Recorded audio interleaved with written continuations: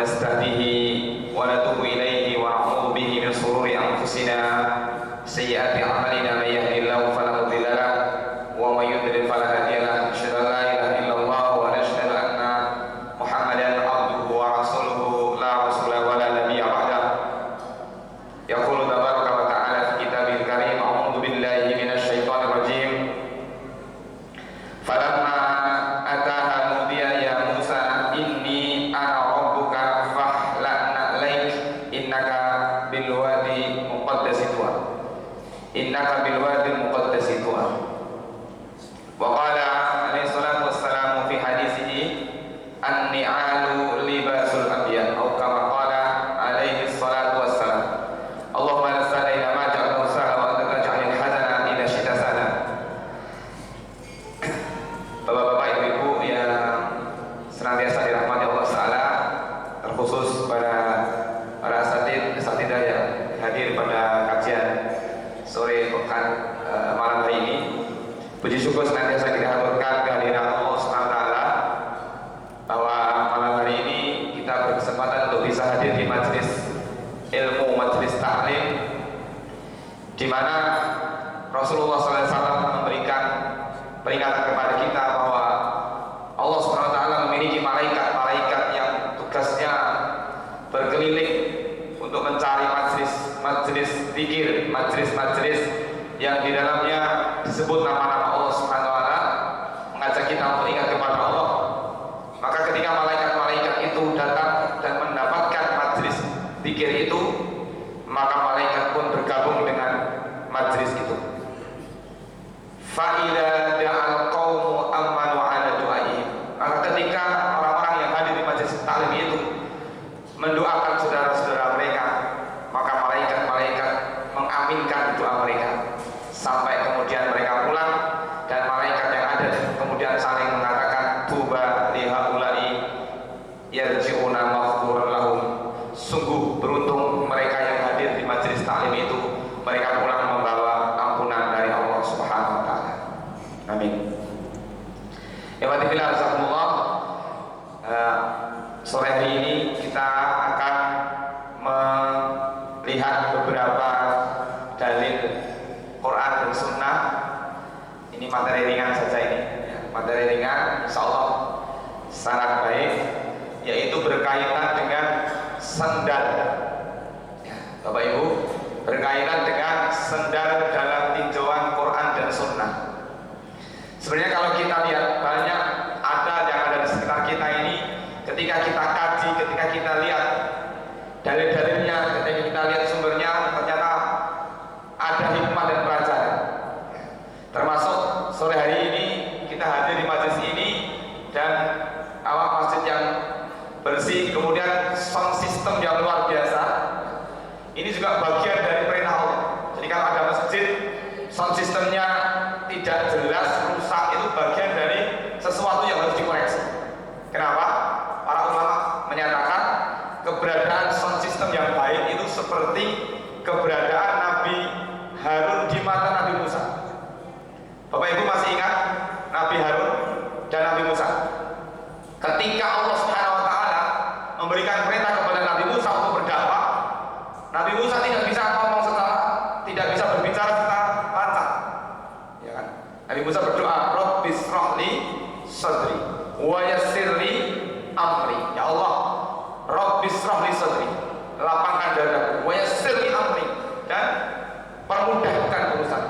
Wahlul 'uqdatam min lisani, lancarkan lisanku. Tetapi ketika Nabi Musa kecil, ya, kita masih ingat ketika Nabi Musa kecil, ya, bertemu dengan Firaun, diberikan pilihan roti dengan api, ya. Nah, itu kemudian yang dimakan itu bukan rotinya tapi api, ya, sehingga lidahnya itu tidak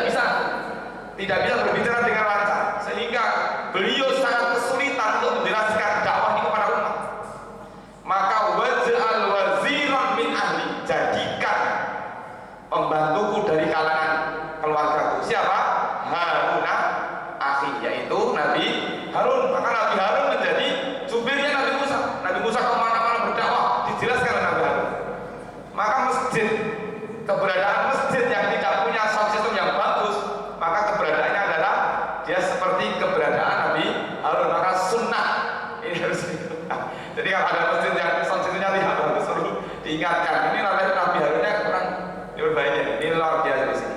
Ya, Bapak Ibu sekalian, baik. Hari ini kita akan membahas tentang sandal dalam tinjauan Quran dan Sunnah. Ya, ternyata sandal itu dalam beberapa hadis dan juga ayat disebutkan oleh Allah Subhanahu Wa Taala. Bahkan Rasulullah SAW menyebut sandal itu. Kita akan mengambil pelajaran dari sandal. Dasarnya kita lihat dari surat Toha ayat 11 dan 12. Falamma ataha nudiya ya Musa, maka ketika ia datang ke tempat api itu ia dipanggil, ya Musa, inni ana rabbuka, wahai Musa, sesungguhnya aku inilah Rabbmu, fakhlan na'laik innaka bil wadil muqaddasi tuwa, lepaskan kedua sandalmu, sesungguhnya kamu berada di lembah yang suci, yaitu lembah Tuwa. Sebagian ulama meneliti bagaimana Rasulullah SAW beribadah kepada Allah Taala, bagaimana Rasulullah SAW melaksanakan sholat. Hampir semua ibadah sholat yang Rasulullah laksanakan itu dilakukan dengan memakai sandal. Sandalnya tetap dipakai. Ya, coba bapak-bapak kaji lihat hadis-hadis yang menjelaskan tentang bagaimana Rasulullah SAW sholat itu sholatnya memakai sandal. Ya, tentu kita bisa memahami bahwa kondisinya zaman Rasulullah dengan zaman sekarang berbeda. Tetapi kita bisa melihat bagaimana sulitnya seseorang yang sholat mengerjakan sholat dengan memakai sandal. Mungkin Bapak Ibu pernah camping atau apa ya, pramuka ya. Itu saja mungkin kesempatan Bapak Ibu untuk mencoba sholat tetap pakai sandal itu dilepas saja. Padahal Rasulullah itu kalau sholat selalu pakai sandal. Ada riwayat Rasulullah SAW melepas sandalnya ketika Rasulullah sujud. Suatu ketika Rasulullah SAW itu sujud, kemudian Jibril datang. Kemudian ketika Rasulullah sedang sujud, Jibril datang kemudian membisikkan kepada Rasulullah untuk melepas kedua sandal beliau. Maka beliau pun melepas kedua sandal beliau, kemudian beliau taruh di sebelah kanan beliau, dan para sahabat yang mengetahui bahwa Rasulullah melepas sandalnya maka mengikuti. Jadi sandalnya dilepas. Maka setelah selesai sholat, Rasulullah bertanya kepada para sahabat, kenapa kalian melepas sandal kalian? Maka para sahabat mengatakan, ya Rasulullah, sesungguhnya kami melihat engkau melepas sandal, kami pun juga melepas sandal. Maka Rasulullah kemudian memberikan pernyataan, sesungguhnya ketika aku sedang sholat, ketika sedang sujud, Jibril datang kepadaku memberikan informasi, kabar kepadaku bahwa di sandalku ada kotoran. Maka beliau perintahkan aku untuk melepas sandal. Berarti ketika Rasulullah sholat, beliau tetap pakai sandal. Maka sebagian ulama menyebutkan bahwa salah satu di antara ciri umat Muhammad adalah memakai sandal. Maka Imam Ibnu Arabi mengatakan, an-ni'alu libasul anbiya. Sandal itu adalah pakaian para nabi. Para nabi memakai sandal. Jadi kalau bapak pergi kemana-mana nggak pakai sandal, itu menyelisih pakaian para nabi. Maksudnya dari sini sandal itu termasuk sepatu kan, alas kaki. Jadi sebagian ulama menyebutkan bahwa memakai sandal bagian daripada sunnah. Maka Rasulullah SAW mengatakan, istaghfiru minan ni'al fa inna ar-rajula la yazalu raqiban man ta'ala. Sering-seringlah kalian memakai sandal, karena seseorang akan selalu naik kendaraan selama ia memakai sandal. Baik. Bahkan Imam Nawawi membuat sebuah penjelasan bab judul istihbabu labsun ni'ali wa ma fi ma'na. Anjuran disunahkannya memakai sandal dan yang semakna dengan sandal termasuk sepatu. Baik. Apakah memakai sandal itu berpahala? Apakah memakai sandal itu berpahala? Jawabannya jelas. Kenapa? Karena di awal tadi saya sampaikan bahwa sebagian ulama menyimpulkan memakai sandal bagian daripada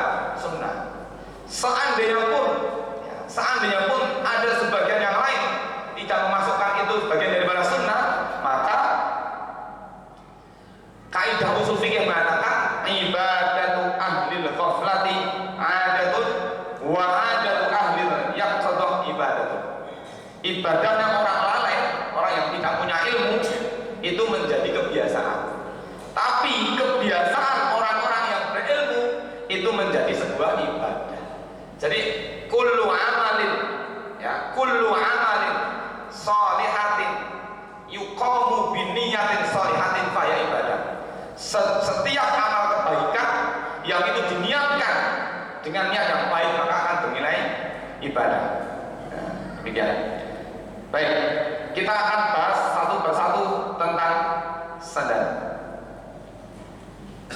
Yang pertama, surga dan neraka lebih dekat daripada tali sandal. Surga dan neraka itu lebih dekat daripada dekatnya kita dengan tali sandal kita. An Abdillah radhiyallahu anhu qala Nabi sallallahu alaihi wasallam al jannatu aqrabu ila ahadikum min syiraqi na'lihi wan nar mithlu dzalik. Dari Abdullah bin Mas'ud radhiyallahu anhu berkata, Rasulullah SAW bersabda, neraka lebih dekat kepada salah seorang di antara kalian daripada tali sendalnya, dan neraka juga demikian. Surga lebih dekat kepada salah seorang di antara kalian daripada tali sendalnya, dan neraka juga demikian. Apa maknanya ini? Apa maknanya? Sebagian keterangan menyebutkan ketika menjelaskan makna daripada sendal itu lebih dekat kepada tali, surga dan neraka itu lebih dekat daripada tali sendal. Kemudian mereka menyebutkan riwayat yang baik. Ada kisah yang disebutkan oleh Rasulullah SAW bahwa suatu hari beliau bercerita bahwa dakhalal jannata rajulun fi dubabin wa dakhalan nar rajulun fi dubabin. Ada orang yang masuk surga karena lalat, dan ada orang masuk neraka karena lalat. Ya. Jadi ada orang yang masuk surga karena lalat, ada juga orang yang masuk surga karena masuk neraka karena lalat. Wa kaifa dzalika ya Rasulullah? Bagaimana ini bisa terjadi? Kok ada orang masuk surga karena lalat? Qala marra rajulani ala qaumin lahum sananun wa la yajuzu ahadun hatta yuqarriba lahu syai'an. Suatu hari lewatlah dua orang laki-laki, ya, melewati suatu daerah yang dikuasai oleh suatu kaum, di mana berlaku aturan, berlaku klausul, siapa saja yang lewat di tempat itu tidak boleh lewat kecuali dia harus mempersembahkan sesuatu untuk orang dan yang diyakini si penunggu kaum itu. Faqalu li ahadihima, maka ketika salah seorang di antara laki-laki itu maju untuk melewati tempat itu, maka dikatakan kepada mereka, qarrib, persembahkan untuk zat yang menguasai tempat ini. Kalau orang Jawa itu mengatakan yang bau rekso, yang menguasai tempat itu. Maka dia mengatakan, laisa ini syai'un, aku tidak punya sesuatu yang bisa aku persembahkan.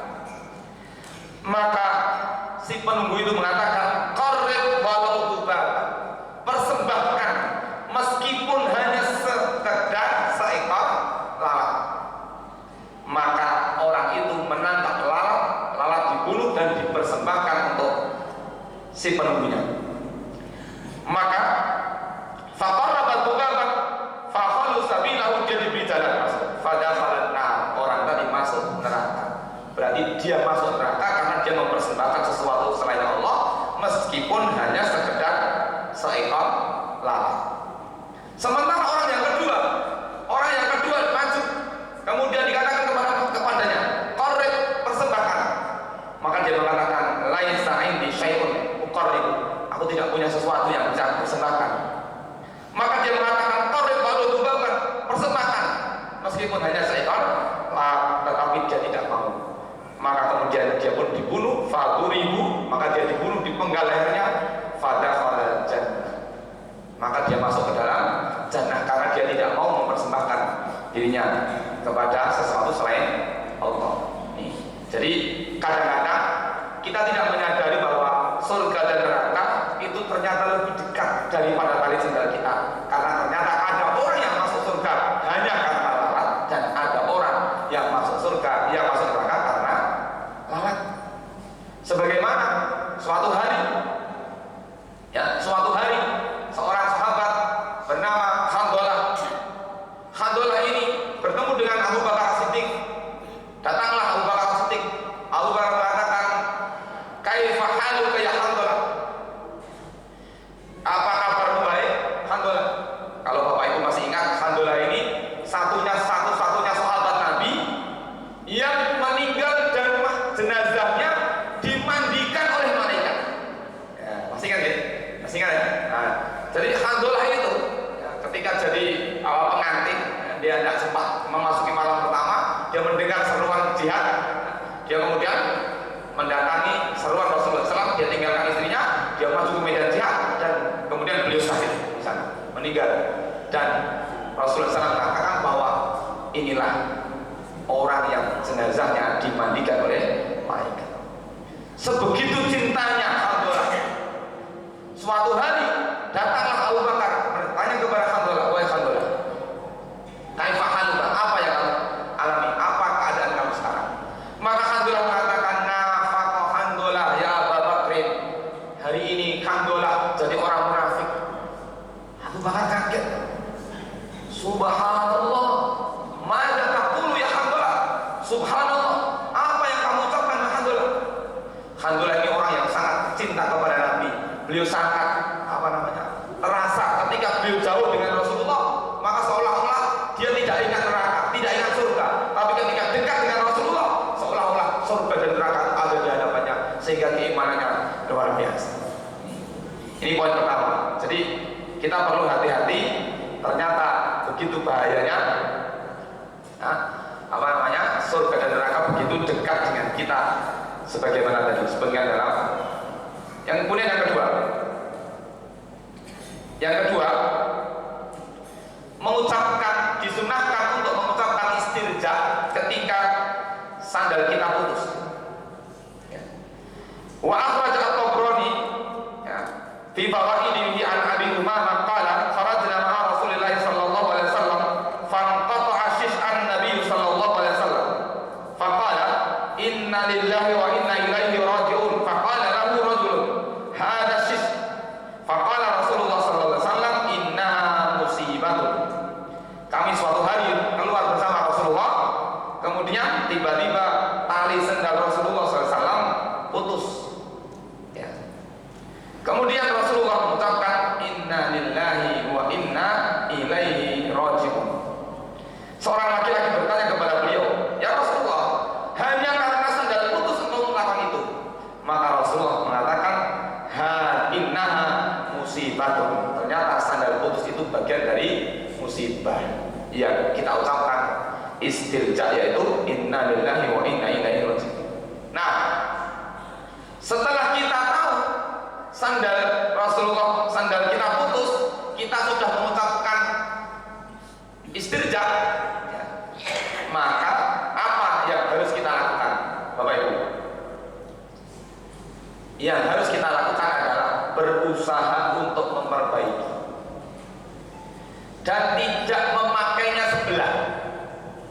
Jadi kalau Bapak Ibu kebetulan punya sendalnya putus, ya, maka tuntunannya adalah mengucapkan istirja dan kita lepas sendal itu tidak kita pakai salah satunya. Jadi misalnya yang kanan putus, yang kiri dipakai, yang kanan tidak boleh. Ya. Tidak boleh. Kenapa nggak boleh? Ada tuntunan dari Rasulullah SAW. Ya. Idza inqata'a sis'ani ali ahadikum faliyan al-jami'an aw liyah al-jami'an. Jika salah satu di antara sendal kalian putus, maka janganlah kalian pakai salah satunya, hendaklah kalian lepas kedua-duanya atau kalian pakai kedua-duanya. Jadi memakai sendal satu tidak boleh. Jadi sendal satu tidak boleh pakai. Kenapa? Ada beberapa penjelasan. Yang pertama, kenapa memakai sendal satu tidak boleh? Alasan pertama,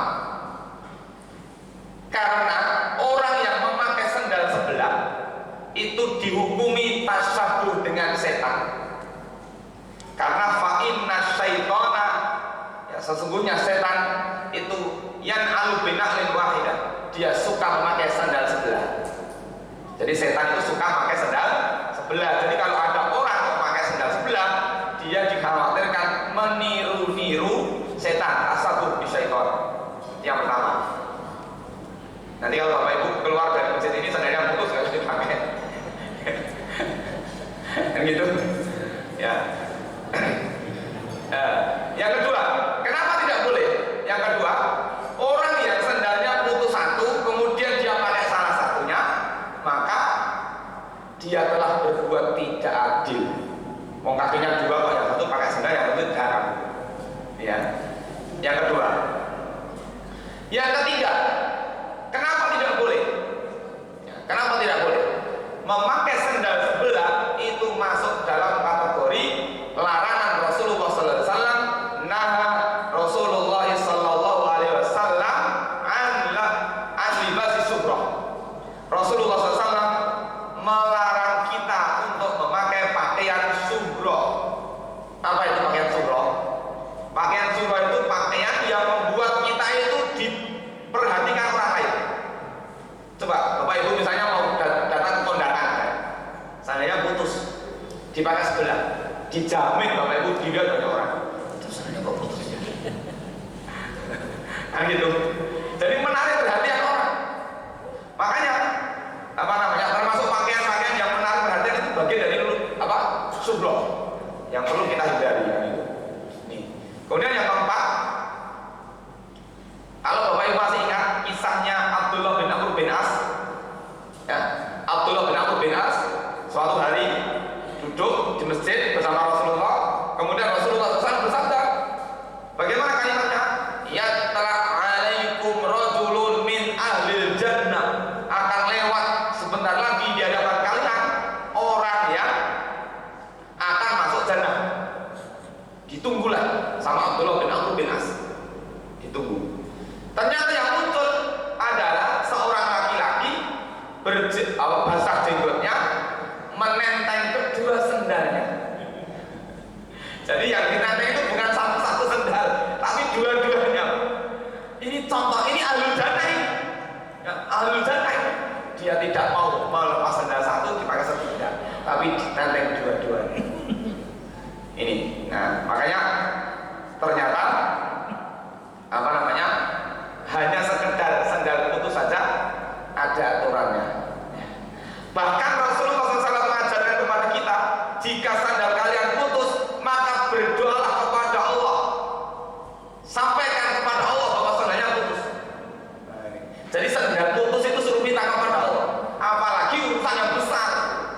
Maka ta'arraf ilallah fi raha ya'rifka fi syiddah. Kenalilah Allah ketika kalian dalam keadaan lapang, maka Allah akan datang kepada kalian ketika kalian dalam keadaan sempit. Maka urusan yang sepele, urusan yang kecil aja kita diminta sampaikan kepada Allah. Ibu-ibu misalnya bumbu dapurnya habis, bilang sama ya Allah, bumbu dapur saya habis. Ya meskipun tidak kemudian Allah datang ke dekat tidak, tapi itu bentuk keterikatan hati kita kepada Allah Subhanahu wa taala. Baik. Kemudian yang berikutnya masih berkaitan dengan sendal. Derak sendal yang didengar si mayit. Imam Ibnu Qayyim menyebutkan dalam kitabnya Ar-Ruh. Ar-Ruh, beliau menyebut satu judul bab, fi ma'rifatil amwati bi ziyarati ahya wa salamihim. Ternyata mayit itu bisa mengetahui bagaimana orang-orang yang hidup itu menziarahinya. Di sana apa namanya, beliau menyebut satu bab tersendiri penjelasan kitab Ar-Ruh itu. Ya, ternyata ketika kita ziarah ke kuburan, ke tempat orang yang sudah meninggal, maka si mayit itu tahu bahwa kita sedang berziarah. Itu dijelaskan oleh Imam Ibnu Qayyim. Nah, an Anas radhiyallahu anhu anin Nabi sallallahu alaihi wasallam qala al-'abdu idza wudi'a fi qabrihi wa tuwliya wa dhahaba ashabahu hatta innahu la yasma'u qur'ani alaihim.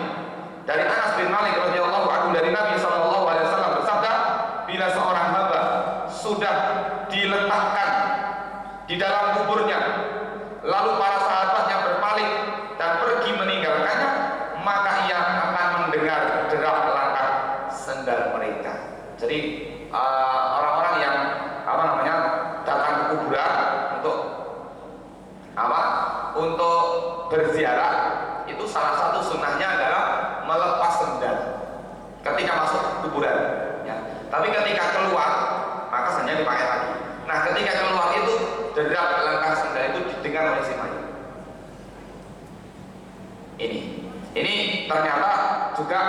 disampaikan oleh Imam Al-Qurtubi dalam kitab Tadhkirah bi Ahwalil Mauta wa Umuril Akhirah. Beliau juga menyebutkan penjelasan yang sama.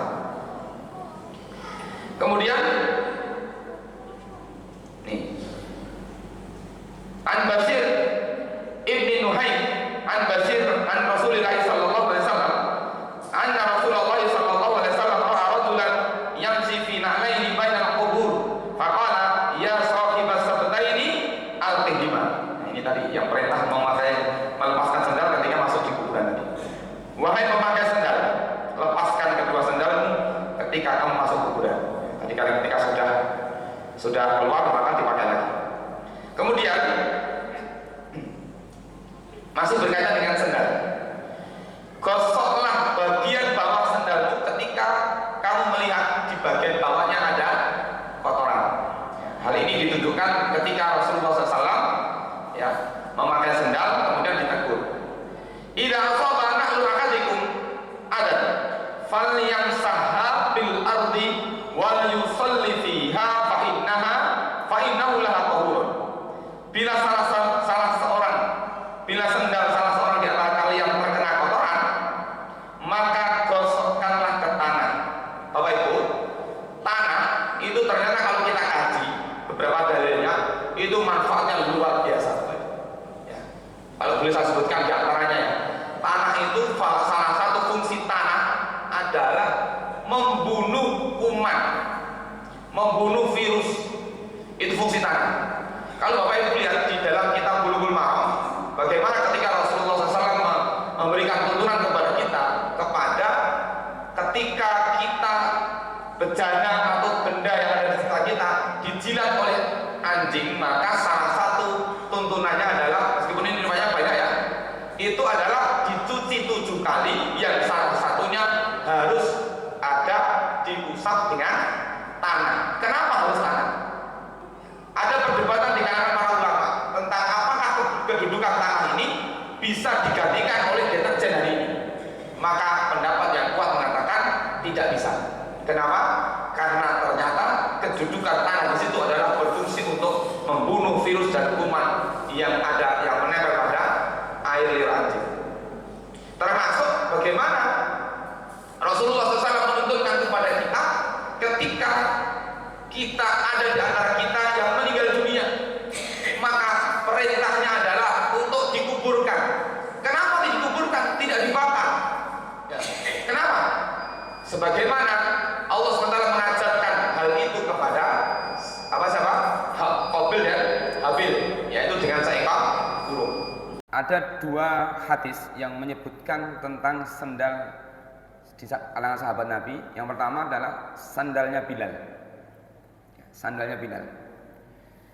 An Abi Hurairah radhiyallahu anhu anna Nabiyya sallallahu alaihi wasallam qala li Bilal inda salatil fajr ya Bilal hadditsni bi arja amalin amiltahu fil Islam fa inni sami'tu dafana alaika baina yadayya fil jannah qala ma amiltu amalan arja indi anni lam atatahhar tuhuran fi sa'ati lailin aw naharin illa sallaitu bidzalika tuhur ma kutiba li an usalliya. Dari Abu Hurairah radhiyallahu anhu berkata bahwa Nabi sallallahu alaihi wasallam bersabda kepada Bilal saat salat subuh. Jadi Bilal ini muadzin salat subuhnya Rasulullah SAW. Wahai Bilal, tolong ceritakan kepadaku tentang amal apa yang paling engkau harapkan pahalanya dalam Islam. Karena sesungguhnya aku mendengar derap sendalmu di hadapanku di dalam al-jannah. Jadi Bilal ini masih hidup, tapi derap sendalnya sudah sampai di jannah sana. Rasulullah ini pengen tahu apa amal istimewanya. Maka Bilal berkata, tidak ada amal yang paling aku harapkan pahalanya selain aku berwudu, baik dalam keadaan siang maupun malam. Kemudian pasti aku menunaikan salat setelahnya semampuku. Berarti salah satu amalan yang menyebabkan sandalnya Bilal sampai di jannah adalah dia istiqomah menjaga wudu. Setelah wudu beliau mengerjakan salat sunnah setelah wudu semampu beliau. Ini rahasia daripada amalnya Bilal. Karena al jannatu wan naru makhluqatani mawjudatani. Ini di antara fadilah dari amal Bilal bin Rabah. Kemudian ternyata sandal juga diberikan oleh Allah Subhanahu wa taala kepada Abu Thalib. Kita tahu Abu Thalib adalah paman dari Nabi sallallahu alaihi wasallam. Ya. Ketika Rasulullah SAW memohon kepada Allah supaya diringankan siksanya, karena ketika Abu Thalib meninggal dunia beliau tidak mau mengucapkan 2 kalimat syahadat. La astaghfironna laka malam unha anhu. Wahai pamanku, aku benar-benar akan memintakan ampun pamanku kepada Allah Taala selama aku tidak dilarang. Maka kemudian Rasulullah SAW menyebutkan dari Ibnu Abbas, anna Rasulullah sallallahu alaihi wasallam qala ahwanu ahlin nari adaban Abu Thalibin wa huwa munta'ilun bina'laini yaghli minhuma dimahuhu. Dari Ibnu Abbas bahwa Nabi sallallahu alaihi wasallam bersabda, siksa yang paling ringan diberikan oleh Allah kepada penghuni neraka adalah siksaan Abu Thalib, di mana ia diberikan oleh Allah sendal. Sendal yang diberikan oleh Allah itu untuk meringankan siksanya Abu Thalib, sehingga ketika sendalnya dipakai, ya, disiksa di bagian bawah sendalnya, otaknya sudah mendidih. Itu sudah diberikan keringanan siksanya oleh Allah dengan pertolongan diberikan sendal dari Allah Subhanahu wa taala. Bapak Ibu jamaah rahimakumullah, ini beberapa poin penting yang bisa saya aturkan berkaitan sendal. Monggo nanti kita mulai mencoba mencermati dari hal-hal yang kecil. Ternyata hal-hal yang kecil sekalipun sudah dituntunkan oleh Rasulullah SAW. Bahkan kita mungkin tidak pernah mengira ternyata sendal ada aturannya, ada sunnahnya, dan bahkan dengan sendal itu juga Bilal bin Rabah tahu tentang kedudukan dia di sisi Allah Subhanahu wa taala.